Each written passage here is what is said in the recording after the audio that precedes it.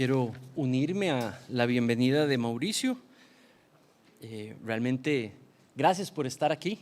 Es un tiempo lindo juntos adorando al Señor. Allá en casa, a los que se nos unen desde las casas, allá también les damos la bienvenida y gracias por estar aquí presente con nosotros, juntos ahora en la parte de nuestro servicio que tiene que ver con crecer en la palabra de Dios.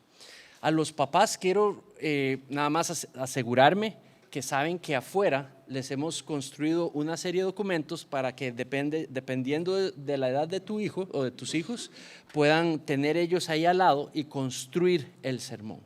Entonces ahí podrán rellenar algunas partes de la estructura que voy a presentar allí. Muy bien. Les voy a pedir si pueden abrir sus Biblias en el capítulo 8 de Génesis. Estamos en la historia del diluvio y vamos a leer el capítulo 8, versículos 1 al 22.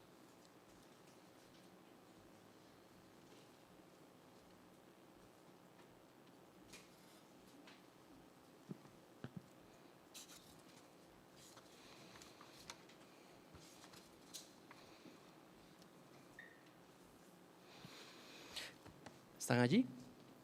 Muy bien.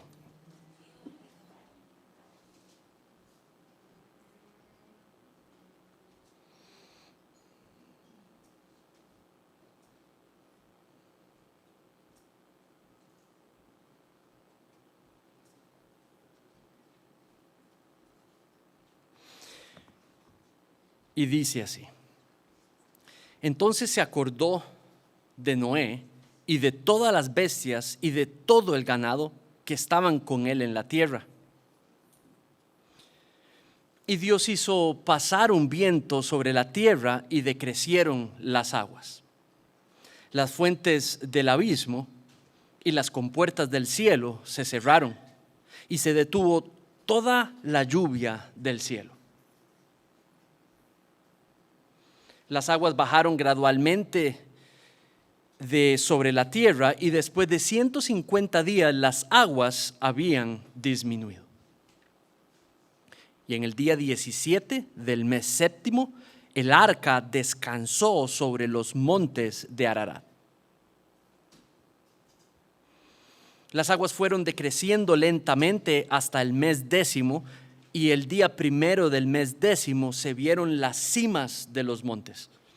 Después de 40 días, Noé abrió la ventana del arca que él había construido y envió un cuervo que estuvo yendo y viniendo hasta ver que se secaran las aguas sobre la tierra.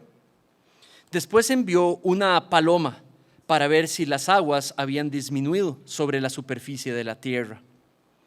Pero la paloma no encontró lugar donde posarse, de modo que volvió a él, al arca, porque las aguas estaban sobre la superficie de toda la tierra. Entonces Noé extendió la mano, la tomó y la metió consigo en el arca. Esperó aún otros 7 días y volvió a enviar la paloma desde el arca. Hacia el atardecer la paloma regresó a él, trayendo en su pico una hoja de olivo recién arrancada. Entonces Noé comprendió que las aguas habían disminuido sobre la tierra. Esperó aún unos 7 días más y envió de nuevo la paloma, pero ésta ya no volvió más a él.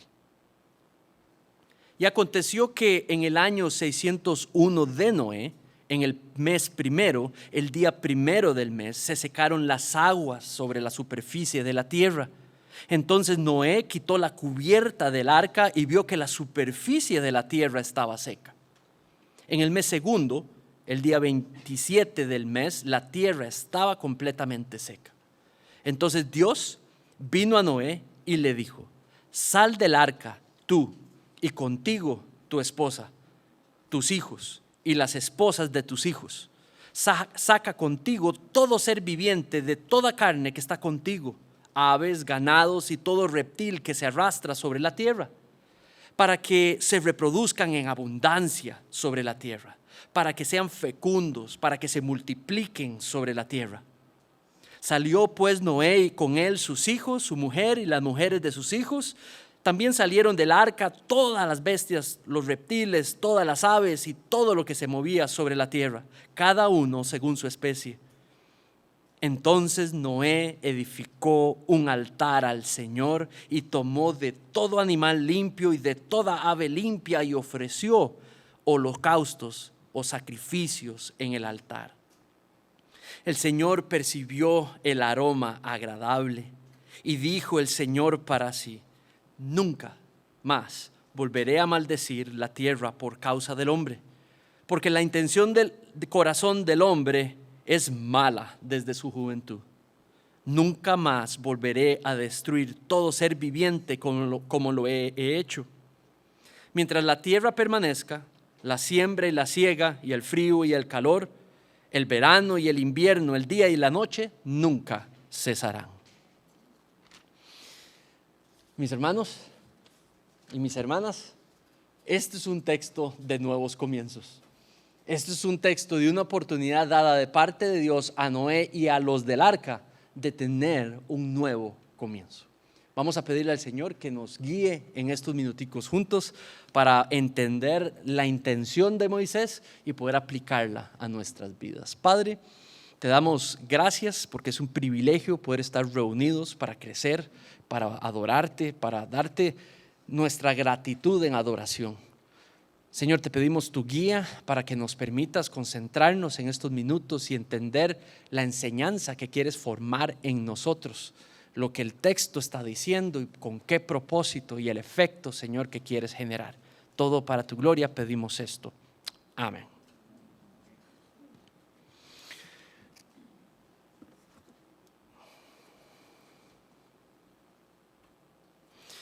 Hace no mucho estaba escribiendo un ensayo para mis estudios. Tenía que entregar un ensayo de varias páginas. Y entonces decidí empezar, investigué, lo estructuré, lo planifiqué, lo terminé y por accidente lo borré.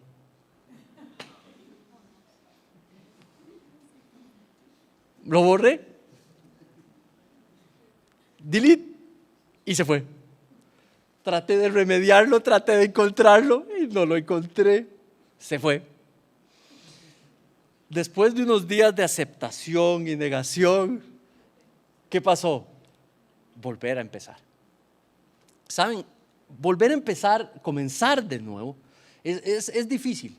Tal y en ese ejemplo les puedo decir, fue difícil. Una vez que uno lo acepta y uno lo enfrenta y lo hace, el papel salió hasta mejor.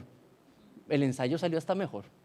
Aprendí de nuevo, doble investigación, ya tenía algún conocimiento y lo logré entregar a tiempo por la gracia del Señor. Volver a empezar es difícil. Un comienzo nuevo desde cero, cuando uno ya ha venido de un pasado, ahora se enfrenta a un presente y tiene que volver a hacer lo que ya ha hecho, pero de una manera nueva, es algo difícil, no es fácil. Y creo que ustedes lo saben posiblemente hasta mejor que yo. Lo que Dios le está dando a Noé y a la humanidad es una oportunidad de un nuevo comienzo. Eso es lo que vemos allí. Dios ha decidido darle a la humanidad, por medio de Noé y su familia, un comienzo desde cero. Realmente creo que la venida de Cristo a morir en la cruz por el perdón de nuestros pecados, y esa salvación y ese perdón se obtiene, se aplica a nosotros cuando tenemos fe en quién Cristo es y qué vino a hacer. Y esa salvación se aplica por medio, instrumentalmente, no como una obra, instrumentalmente. Dios usa esa fe y nos regala ese regalo de salvación y ese perdón. Cuando hacemos eso, también experimentamos un nuevo comienzo. Un nuevo comienzo, una oportunidad de Dios de empezar desde cero. Desde el punto de vista espiritual, pero desde el punto de vista también material y emocional y en todas las áreas de nuestras vidas. Saben, y creo yo que es necesario que el cristiano ame ese nuevo comienzo, haya amado la realidad de que volvió a nacer. La Biblia trata la conversión de una persona caída a pasar a ser una persona justificada por medio de la fe. Y dice que se le dará un nuevo corazón. Había sido profetizado eso. Ese fue el pasaje que leyó Mauricio. Ezequiel había profetizado a Israel que les arrancaría ese corazón de piedra y les daría uno nuevo. Y que con ese nuevo lo adorarían, lo buscarían, vivirían para adorarle y Él los trataría como su pueblo y como su Padre. ¿Me explico? Había sido profetizado, un nuevo comienzo. La Biblia también le llama conversión. Una persona vieja, una manera nueva de ser, que naturalmente por la presencia del Espíritu podemos funcionar diferente. Un nuevo comienzo. El creyente necesita amar su nuevo comienzo, su nueva realidad. Que no le avergüence con los demás. Sí, yo soy cristiano. Que no le avergüence con los demás. Sí, el Señor me cambió. Sí, me convirtió. No soy el mismo. Las cosas viejas han pasado. Este es un Manrique nuevo. Este es un Javier nuevo. Eso es un Marco nuevo, es una Rebeca nueva. Pecadores todavía, pero para la gracia de Dios vivimos para su gloria. Saben, el propósito mío esta mañana realmente yo quisiera aprovechar este texto y buscar animarte a reconfirmar lo que ya has decidido, determinar, aunque sea por primera vez si es del caso, vivir para adorar a Dios, para servirle, reflejando su imagen en dependencia de Él. Déjame repetirte eso. Ese es el propósito por el cual Dios creó a la humanidad. Lo creó a su imagen, lo vimos en capítulo 1 y 2, lo creó para reflejar su carácter, lo creó para adorarle, lo creó para reflejarle y vivir en dependencia de Él. Eso quiere decir que sea Dios el que le establece lo que es bueno para su vida, no Él mismo. Yo esta mañana quiero animarte a hacer ese compromiso de nuevo con el Señor, de vivir para adorarlo, para servirle, para su gloria. En este nuevo comienzo del texto vemos dos cosas sobre Dios y estas son las que vamos a estudiar. Hay dos cosas que vemos en este nuevo comienzo que Dios les da. Número uno, Él restaura el propósito original para la creación. Y número dos, a los que restauren la historia, los vemos tan agradecidos con el Señor que responden con adoración al Señor. Están tan agradecidos que Dios los salvó, la familia de Noé. Están tan agradecidos, tienen tal acción de gracias de que ven la destrucción y la muerte y ellos no sin merecerlo, que entonces salen y adoran al Señor. Y ahí vemos la expresión de que Dios restableció el diseño original, vivir para adorarle. Entonces, dicho eso, lo que vemos en nuestra sección, en capítulo 7, lo que vemos es a Dios deshaciendo la creación, castigando el mal, cumpliendo lo que prometió. Dijo que el pecado, la paga es la muerte, y trajo la muerte sobre su creación y la deshizo, porque su creación no reflejaba su imagen. Más bien vivían para su propia maldad, habían determinado vivir para su propia gloria, para su propia felicidad y bienestar. Independientemente de Dios viviendo, y Dios deshizo esa creación y toda la humanidad en ese tiempo. Ahora Dios lo que hace es que pasa de allí y ahora vuelve a ver a los del arca y sale a cumplir lo que les prometió a los del arca. Sale a cumplir el pacto que hizo con Noé. Darles una oportunidad para que la humanidad por medio de ellos tuviera un nuevo comienzo. Entonces el versículo 1 dice: Dios se acordó de Noé. Cuando habla en el versículo 1 que Dios se acordó, no creo que quiera decir de que se le había olvidado. Dios es omnisciente. Eso quiere decir que lo sabe todo y es perfecto, no es ser humano. Entonces a Dios no se le escapan ideas. Hoy sabía algo, mañana no. Eso no sucede con Dios.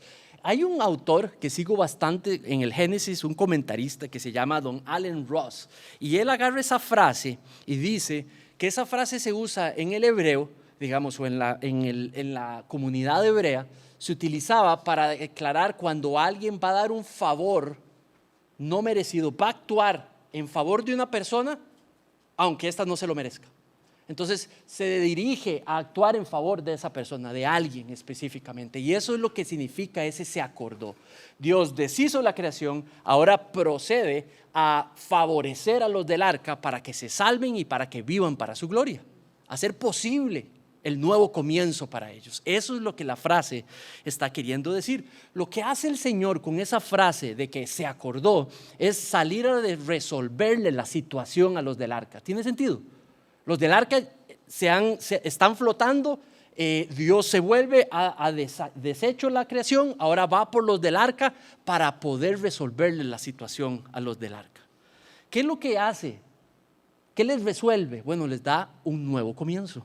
Les da un nuevo comienzo con 5 cosas. Primero, cierra la fuente del diluvio, ¿verdad? Baja, producto de eso, el nivel de las aguas. Mira el versículo 2. Las fuentes del abismo y las compuertas del cielo fueron cerradas. Decía que la inundación había venido desde abajo, desde las profundidades del abismo, y que se habían abierto puertas, y esas puertas, gran diluvio había caído. Pues Dios detiene eso, cierra lo de abajo, cierra lo de arriba, y las aguas empiezan a decrecer. Lo segundo que hizo es que les provee una tierra donde vivir, una tierra donde empezar ese nuevo comienzo, pero una tierra limpia, limpiada de los efectos del pecado. En el versículo 13 dice, se secaron las aguas sobre la tierra. Un poquito después dice, entonces Noé vio que la superficie de la tierra estaba seca. Y dice que el arca ya había descansado sobre los montes Ararat. Entonces, ¿qué es lo que pasa? Número 1, cierra la fuente del diluvio. Número 2, les provee una tierra apta para vivir. Número 3, Dios llama a Noé a salir. No sé si se han dado cuenta, pero Noé, excepto por que obedeció construir el arca, Noé no es el actor principal de la historia. Es Dios el actor principal en la historia. Dios le dice, haz el arca. Dios les dice, métete en el arca. Dios le cierra la puerta del arca. Ahora Dios le dice, sal del arca, ve a vivir para mi gloria. Entonces, número 1, cierra el diluvio. Número 2, les provee una tierra. Número 3, los llama a salir. Número 4, restaura el propósito para ellos, para sus vidas. Mira el versículo 17. Saca contigo todo ser viviente, y dice, ¿para qué? Se reproduzcan en abundancia sobre la tierra y sean fecundos y se multipliquen sobre la tierra. Esa orden se la había dado Dios a Adán y a Eva en capítulo 1 y 2. Dice que los creó a su imagen a ellos dos y los puso en el jardín y los puso a multiplicarse y a administrar el jardín reflejando su imagen, viviendo para adorarle, viviendo para servirle, y de esa manera reflejando su imagen. Y los creó para que vivieran en dependencia de él. Capítulo 3 nos dice que cayeron en pecado. Escogieron el consejo de la serpiente, que si probaban del fruto podrían tener un conocimiento suficiente para tomar decisiones. Y lo que hicieron es que lograron una separación con Dios. Y Dios los separó de la fuente de vida, de la fuente de conocimiento. No necesitaban comer del fruto, pero aún así se declararon independientes de Dios y pagaron las consecuencias del pecado, separación de Dios. Todos sus hijos, todos sus nietos, todos sus descendientes adoptaron la naturaleza de pecado de Adán y Eva. Y de allí hemos salido tú y yo. Separados de Dios, sin relación con Dios, con una naturaleza de creernos completamente independientes para decidir y declarar lo que es bueno. Bueno, Dios en esta historia le da un nuevo comienzo a la humanidad, un nuevo comienzo. Entonces, restaura Dios en Noé el propósito original, que viva Noé y su familia para alabar a Dios, para adorarlo, para reflejarlo, para servirle en dependencia de él. Ahora mi pregunta sería, ¿y esto cómo nos aplica a nosotros? Bueno, esa declaración de propósito que se dio en capítulo 1 y 2 y que ahora se vuelve a dar en capítulo 8, sigue activo. La humanidad fue creada para adorar a Dios. Dios espera de la humanidad que vivan para adorar a Dios, que vivan para servirle, no para servirse, que vivan para reflejarle, que vivan en dependencia de Él. Ese propósito ha estado activo desde siempre. Entonces, ¿qué es lo que pasa? Que Dios le ha dado un nuevo comienzo a la iglesia. Vino Cristo y vino a morar y nos hizo uno con Él, y por medio de la fe estamos hechos uno con Él. Y podemos ahora sí, por medio del Espíritu Santo, somos habilitados a poder vivir para adorarle. ¿Tiene sentido? Ahora sí somos habilitados.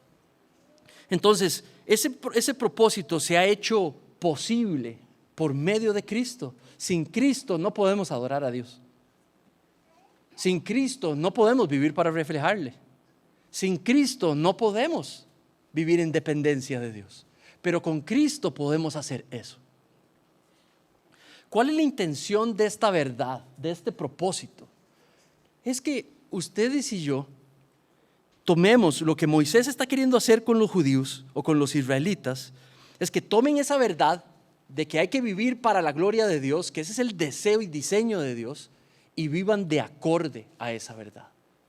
Lo que Dios quiere a familia de fe, a cada uno de ustedes en esta mañana, es recordarles el propósito para el cual Dios te creó.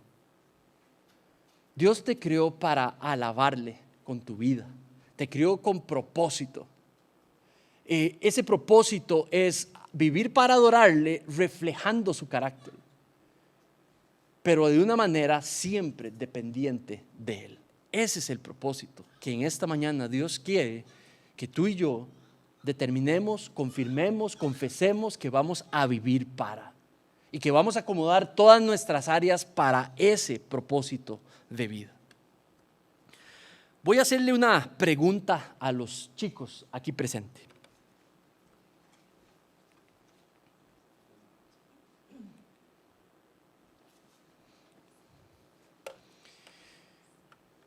Levanten, si alguien va a participar de los chicos, tiene que levantar la mano primero y luego yo escojo quién participa. ¿Para qué sirve una brújula? ¿Quién sabe? ¿Quién me puede decir de los chicos para qué es una brújula? Ok, tengo dos posibilidades. ¿Alguien por aquí? Ok, dime, ¿para qué sientes que es una brújula? Para guiarse, para saber dónde está el norte y el sur. David, easy.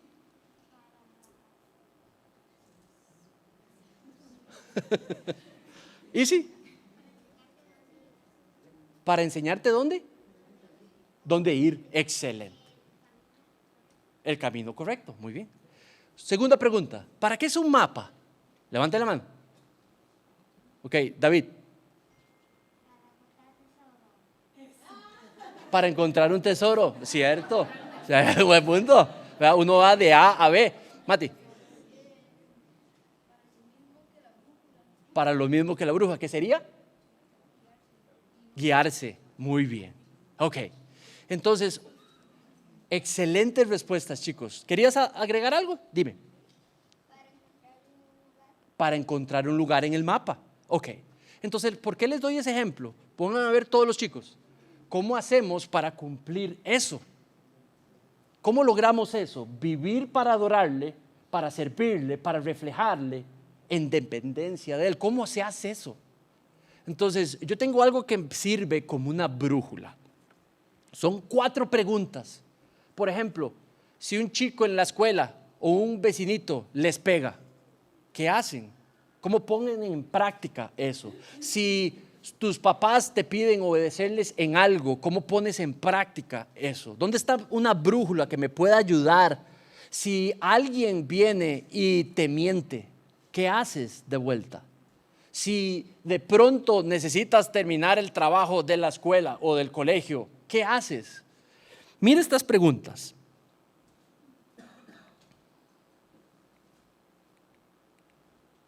¿Las ves ahí? Bueno, la pregunta sería, ¿qué adora a Dios?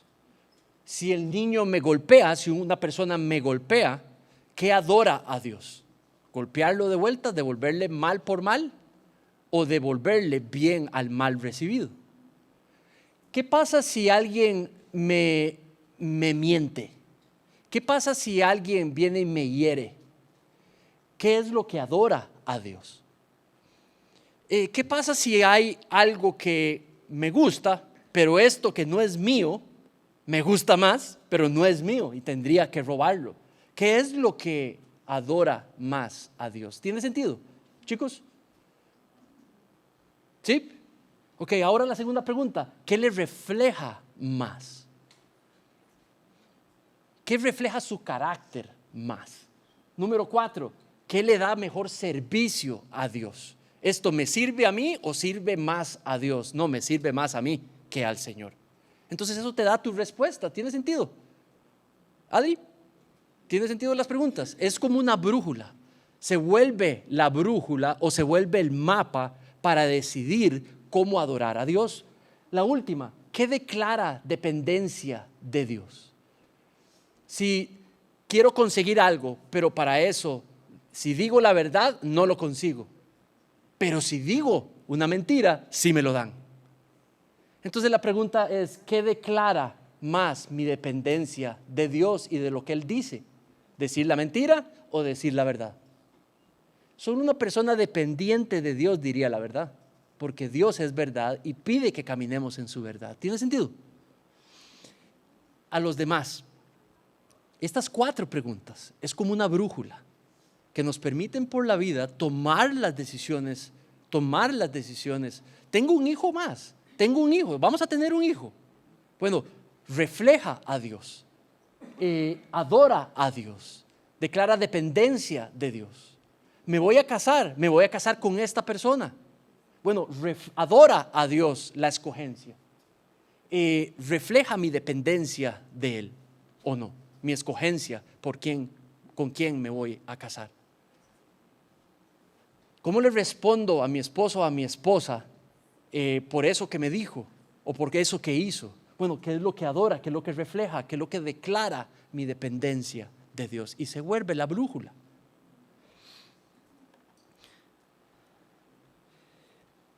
Si Dios nos restauró a Noé y a su familia para que tengan una oportunidad de un nuevo comienzo. Saben, Noé fue restaurado. Noé vio lo que le pasó a todo el mundo merecidamente. Y Noé ve cómo a él no le pasó a lo que le pasó al mundo. Entonces Noé se siente agradecido. Noé se siente con gratitud. Y lo que Dios planta allí, porque le vuelve a recordar el diseño, el propósito para qué vivir. Y entonces lo que pasa en Noé es que Dios le regala un corazón de adorador. No empieza a obedecer o a seguir los requerimientos de Dios no porque tiene, sino porque adora a Dios y porque ama a Dios. Y Dios lo ha salvado sin merecerlo. Igual aplica para la iglesia. Hemos sido hechos salvos. Esta espiritualidad cristiana vino por gracia y sin merecimiento. Y no va a venir a un montón de personas que ni siquiera les interesa. Hemos sido perdonados por gracia. Y el que agradece ese regalo, entonces empieza a desarrollar un corazón de adorador a Dios. Como les dije, en este nuevo comienzo, Dios restaura su propósito para la creación, pero también vamos a ver a los restaurados aceptar esta gratitud hacia el Señor y reaccionar con adoración.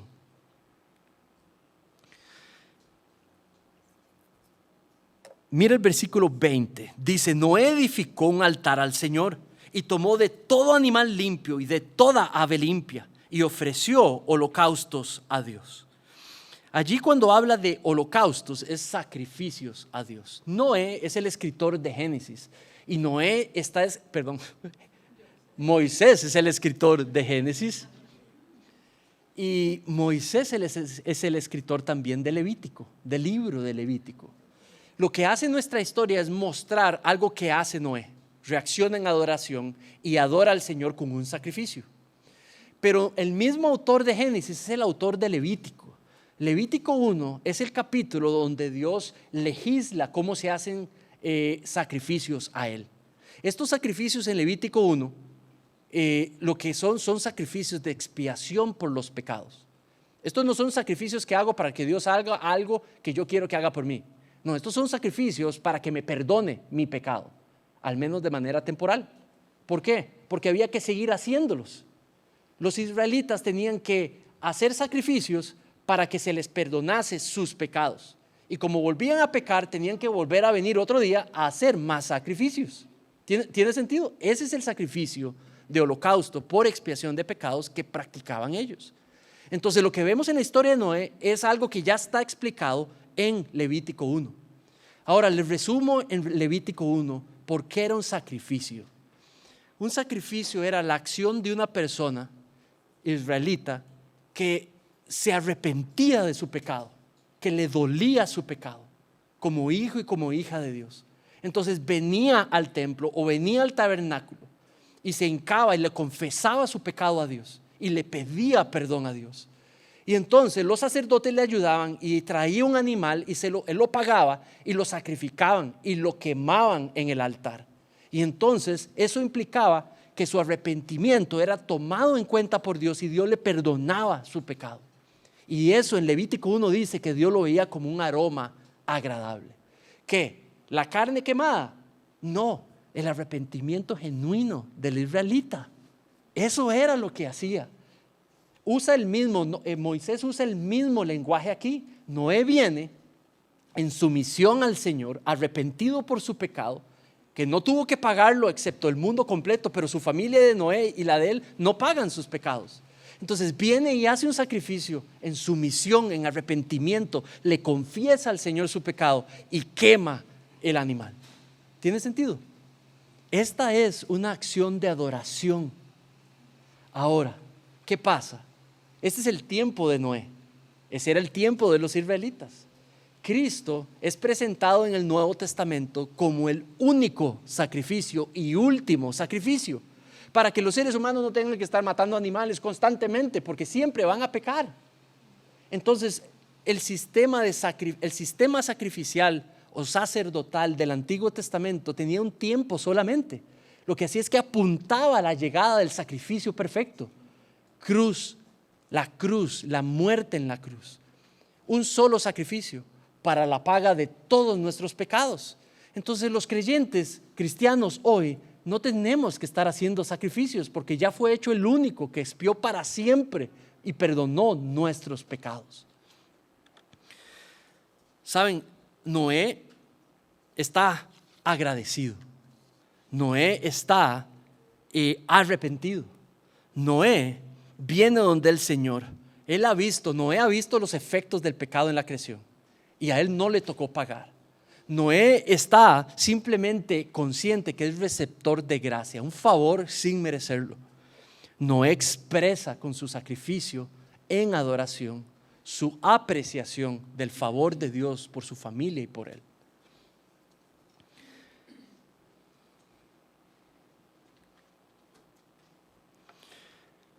Saben, yo creo que el nuevo comienzo que Dios en Cristo nos ha dado es justamente eso, igual que con Noé, restaurar su propósito en nuestras vidas. En Cristo Dios ha restaurado para que vivamos para ese propósito original, que vivamos para adorar, para servirle, reflejándole en dependencia de Él.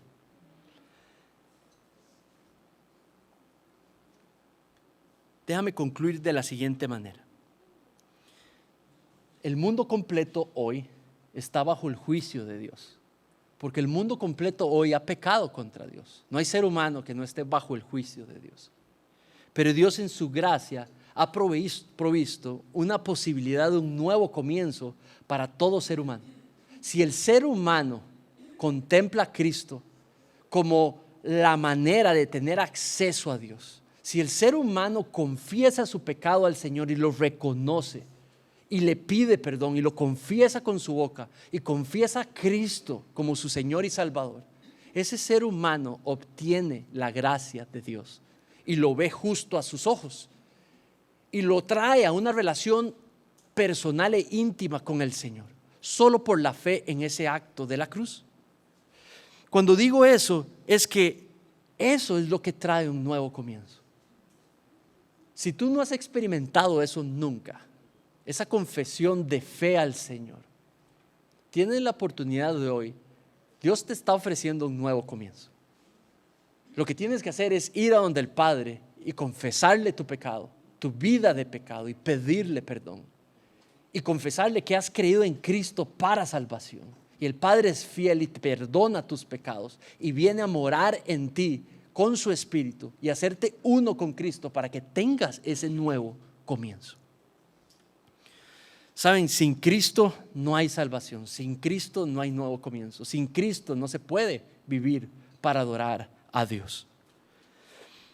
Ese es el Evangelio, y lo que hace el Señor es que nos bautiza en una comunidad de adoración. ¿Sabes? Israel era un país de adoración. La iglesia hoy es una comunidad de adoradores, porque ese es el propósito para cada ser humano en la iglesia: vivir en adoración. Una iglesia cristiana está compuesta de corazones adoradores, está compuesta de adoradores, y los inserta en una familia de fe para que vivan como una congregación de adoración. Por eso hacemos lo que hacemos un domingo y le llamemos a esto servicio de adoración, porque juntos una vez expresamos y practicamos una vez a la semana esto de ser una comunidad de adoración. Dios quiere que vengamos a adorarle, le cantemos con nuestros pulmones, le cantemos con nuestro corazón las verdades que sabemos sobre Él. Hoy es el Día del Padre, y a todos los padres aquí presentes, felicidades en su día. Saben, Noé fue puesto como gobernador de ese nuevo comienzo en la tierra. Y yo creo que un padre de familia es el gobernador del nuevo comienzo en su familia. Pon atención a eso que acabo de decir. Los padres de familia, tal y como puso Noé como gobernador del nuevo comienzo en su familia y la humanidad, también nos ha puesto a nosotros, los padres de familia, como gobernadores de un nuevo comienzo para nuestras familias.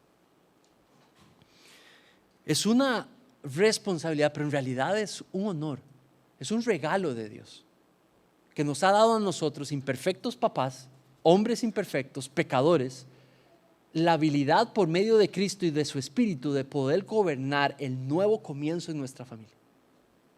¿Cómo funciona eso? Primero comienza gobernando bien nuestro propio nuevo comienzo. Esta relación con Dios, esta vida de adoración a Dios.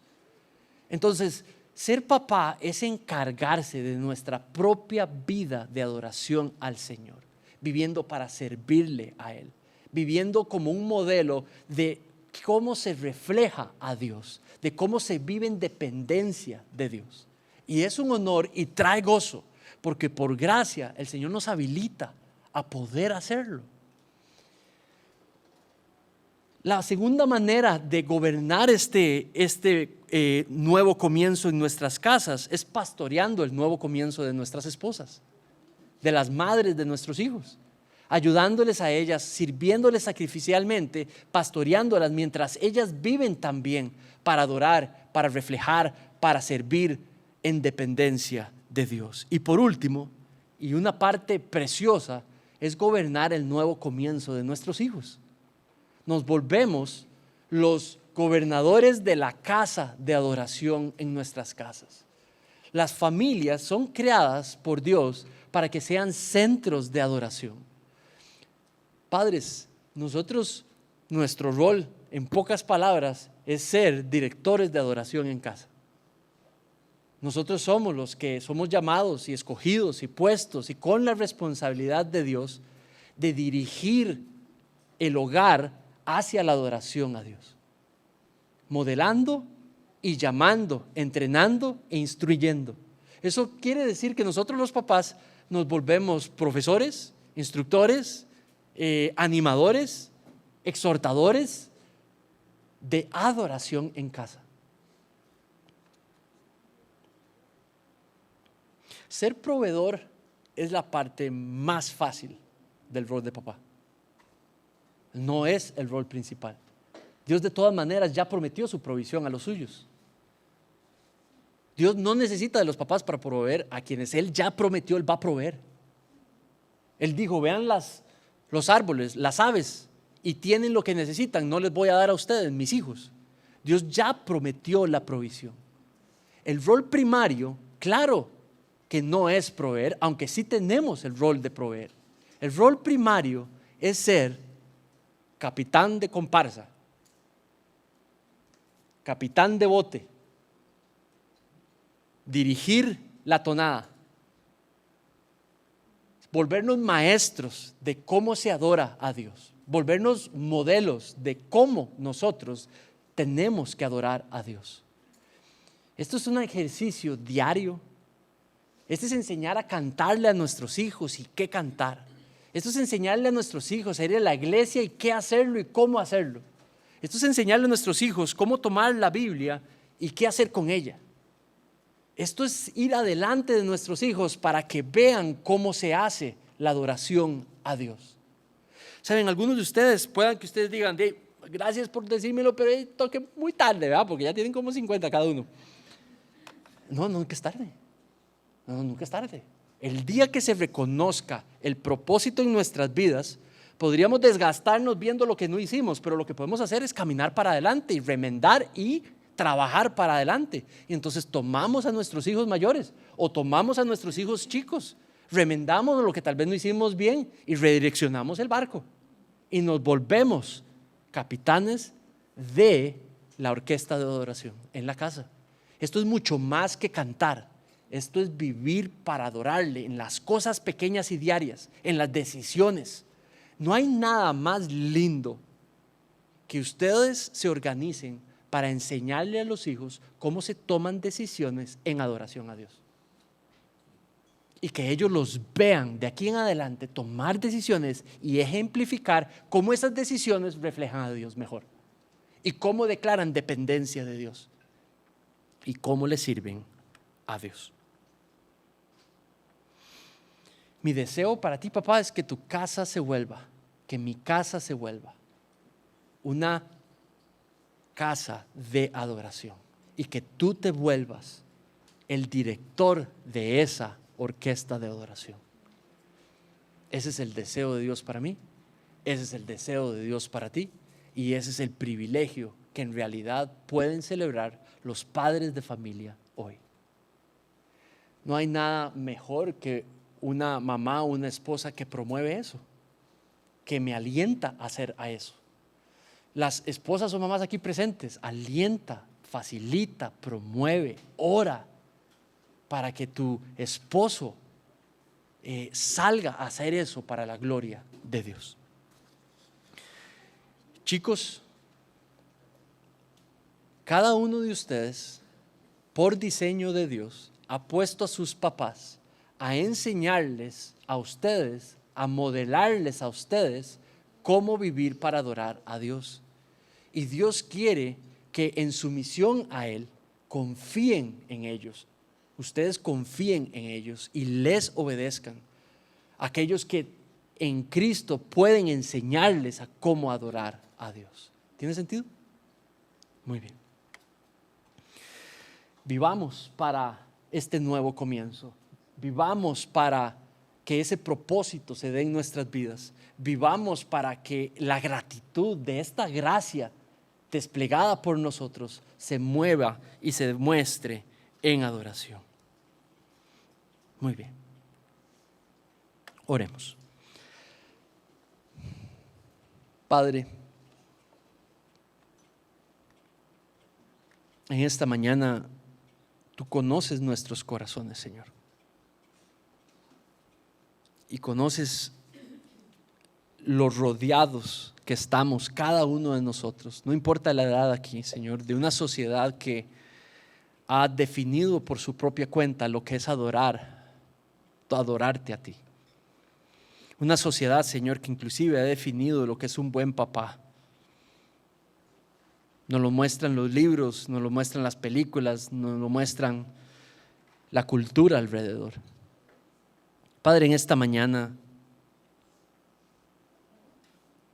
como un creyente en batalla más, quiero orar e interceder, Señor, por cada persona aquí presente.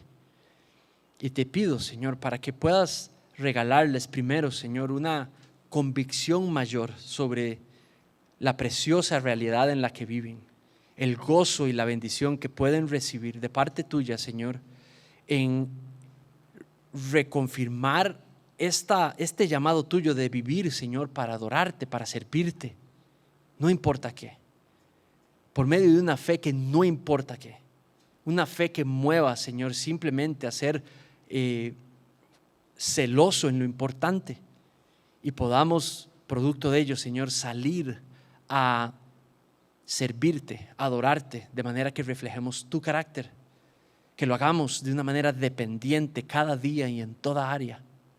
Señor, te pido que podamos hoy juntos como iglesia descubrir esta gratitud que tenemos por ti, por cada detalle diario de tu fidelidad para con nosotros, empezando, Señor, por nuestra salvación, la entrega de tu Hijo en nuestro lugar, y podamos responderte con adoración. Habla a nuestros corazones en esta semana, redirige, Señor, lo que ha sido vana sabiduría personal. Cancela, ayúdanos a reconocer, Señor, donde nos hemos puesto a nosotros mismos en lugar tuyo. Muéstranos, Padre, cómo honrar este nuevo comienzo, esta oportunidad de nuevo comienzo que nos has regalado hoy. Señor, te pido por nosotros los papás. Padre, sigue tu proceso de santificarnos, de entender más tu verdad, de poder aplicarla más para tu gloria, Señor. Ayúdanos a crecer en humildad, en amor sacrificial para con nuestros hijos y nuestras esposas. Ayúdanos, Señor, a vernos a nosotros mismos como tú nos ves a nosotros y reaccionar como tú quieres que reaccionemos. Viniendo a tu palabra, a ser instruidos, a ser entrenados, a ser redirigidos, Padre. Ayúdanos en esta mañana a alinearnos a esta verdad que has expuesto por medio de tu palabra. Te pedimos esto para que te veas tú glorificado cada vez más. En el nombre de tu precioso Hijo Jesucristo pedimos esto. Amén. Muchas gracias.